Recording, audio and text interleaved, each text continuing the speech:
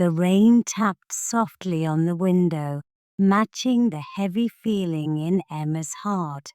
She sat on the couch, holding a cup of tea she hadn't touched.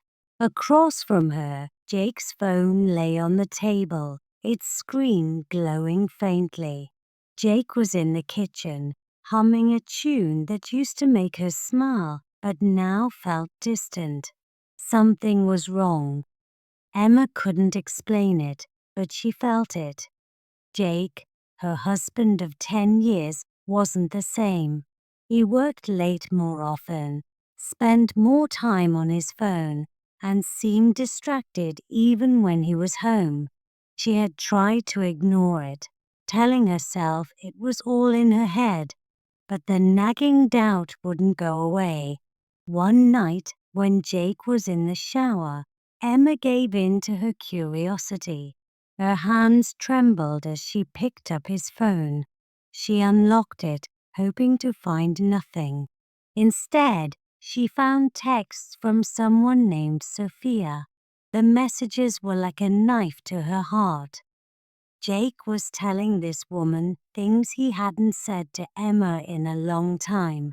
There were plans to meet, private jokes, and words Emma thought were meant only for her. "I can't wait to see you again. You make me so happy."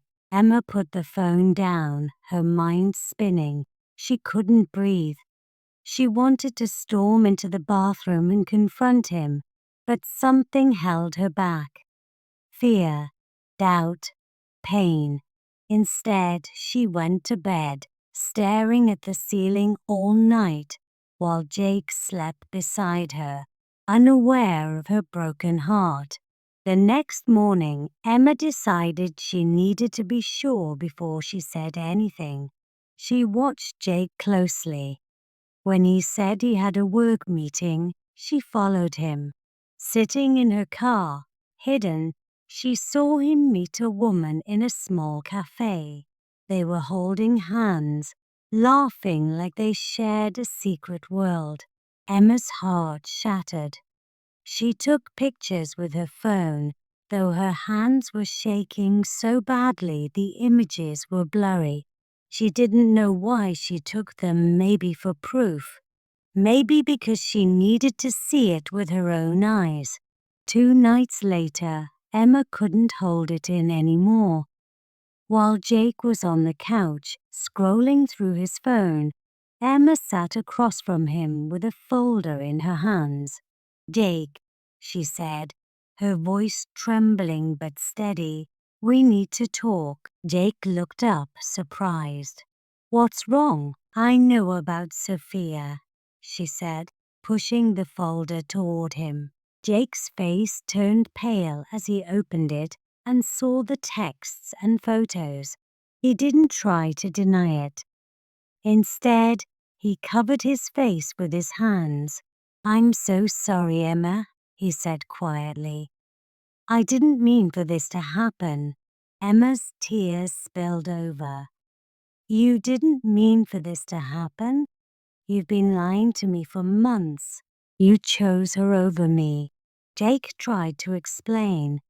He said he felt lonely, that their marriage wasn't the same, and that Sophia made him feel alive again.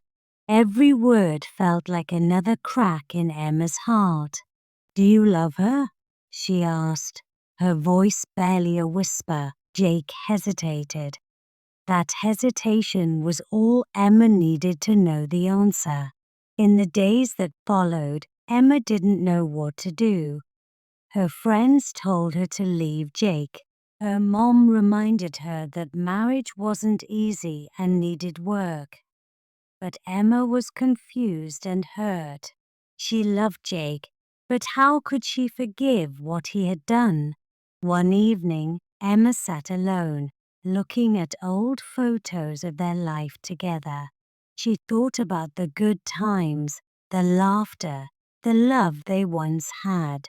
But she also thought about the betrayal, the pain, and the trust that was gone. Finally, she made a decision.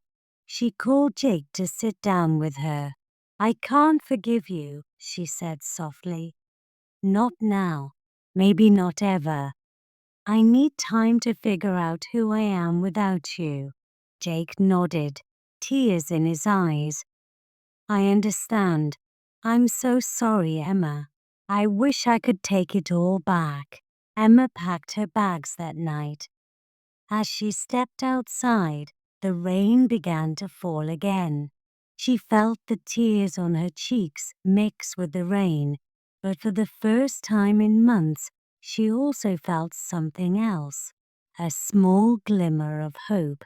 Emma didn't know what her future would look like, but she knew she had to find it on her own, and maybe one day she would heal.